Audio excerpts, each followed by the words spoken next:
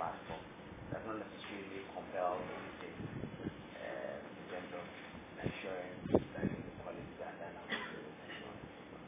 How is Social Watch in Ghana ensuring that we bring government on board that will appreciate what you're doing and collaborate with you to realize this opportunity?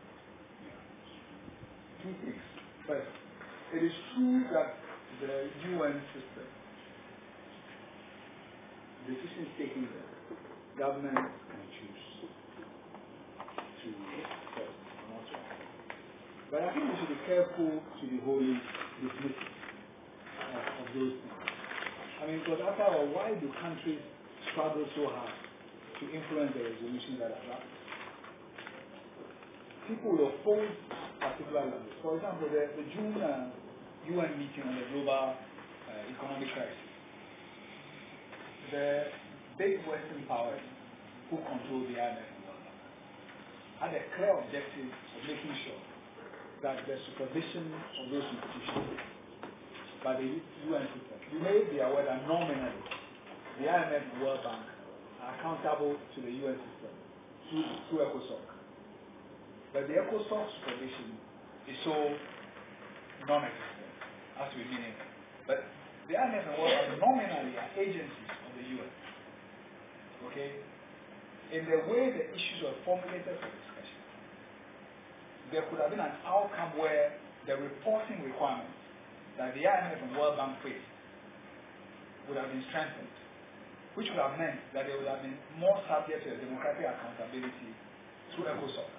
Because ECOSOC is a one-member, one-vote forum. Okay? The strategic objective of the US and its allies was to make sure that this is happen. Because once that language is adopted, it becomes the basis for people seeking action for implementation. Okay?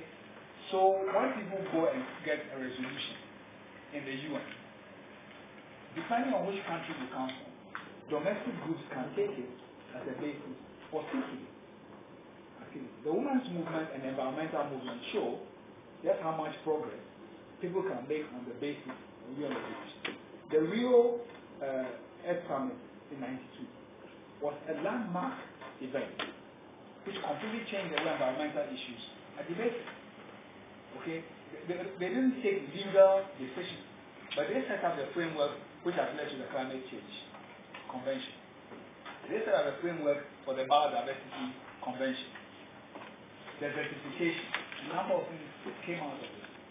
Okay, so I'm saying that it's important to see that those decisions there have the nature of soft international law. People call them gray laws, and they are gray policy areas. They are not black and white like a treaty.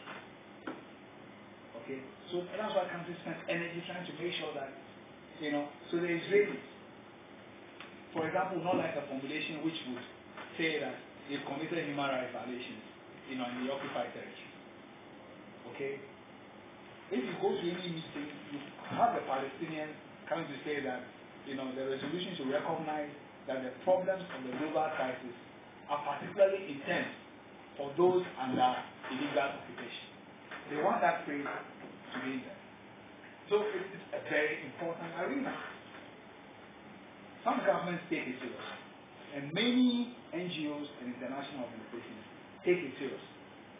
And one of the things we in Ghana can do as press is to raise the relevance of those international decisions for domestic policy needs. One of the decisions taken in, say, Gleneagles during the GA, they are not binding decisions.